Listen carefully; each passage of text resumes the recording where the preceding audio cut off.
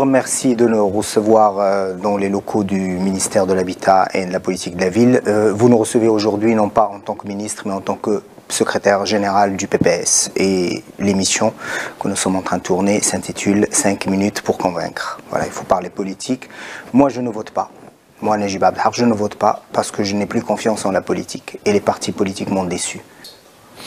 Je peux comprendre qu'un certain nombre de personnes, des élites, que ce soit au sein des jeunes, ou que ce soit au sein d'un certain nombre de décideurs, voire même dans les différentes couches populaires, ne soient pas attirés par le vote. Parce qu'il y a beaucoup d'attentes, parce qu'il y a des déceptions à l'égard de la classe politique, à l'égard de certaines pratiques. Que vous votiez ou non, il y aura des élus. Absolument. Il y aura un Parlement. Il y aura une majorité qui se dégagera. Il y aura un gouvernement qui sera issu de cette majorité.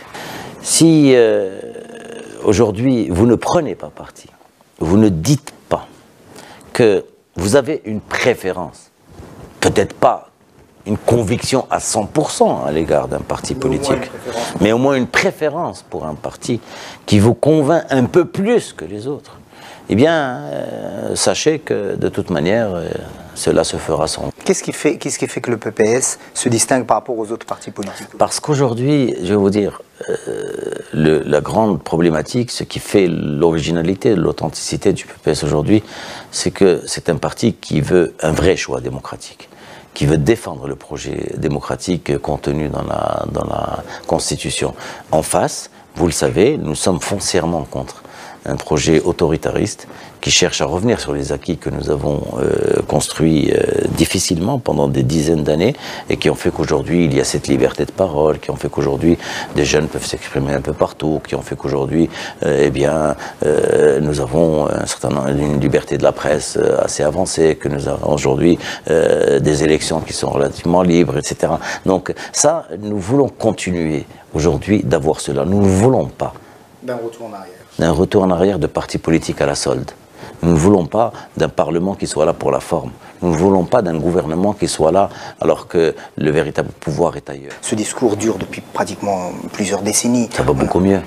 Oui, ça va beaucoup mieux. Vous savez. Est-ce que vous ne pensez pas qu'il y a véritablement un gouffre qui s'est installé entre des gens qui se sont enrichis et une couche de la société qui est restée encore plus pauvre? Vous savez, je vais vous dire une chose.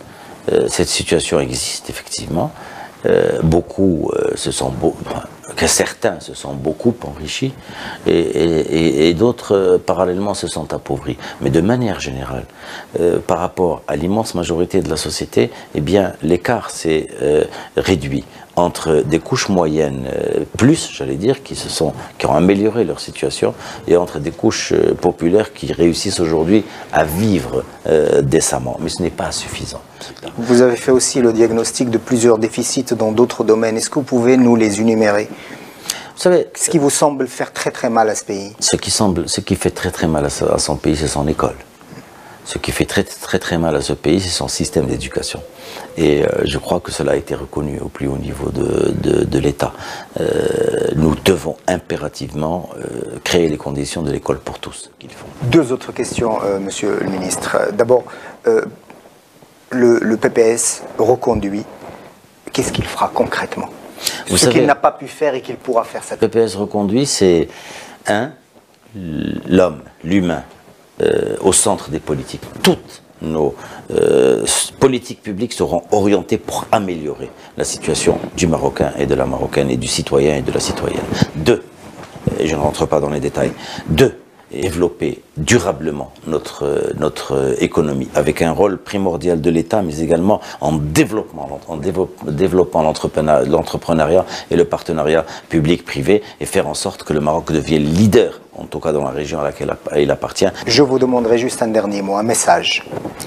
Un message et un credo, un adage, quelque chose qui vous tient à cœur, quelque chose qui vous portez en vous et qui pour vous est essentiel à dire aux gens. Un message, je dirais, aux citoyens et aux élites en particulier, un peu de confiance, un peu de volonté de faire en sorte que ce Maroc puisse avancer.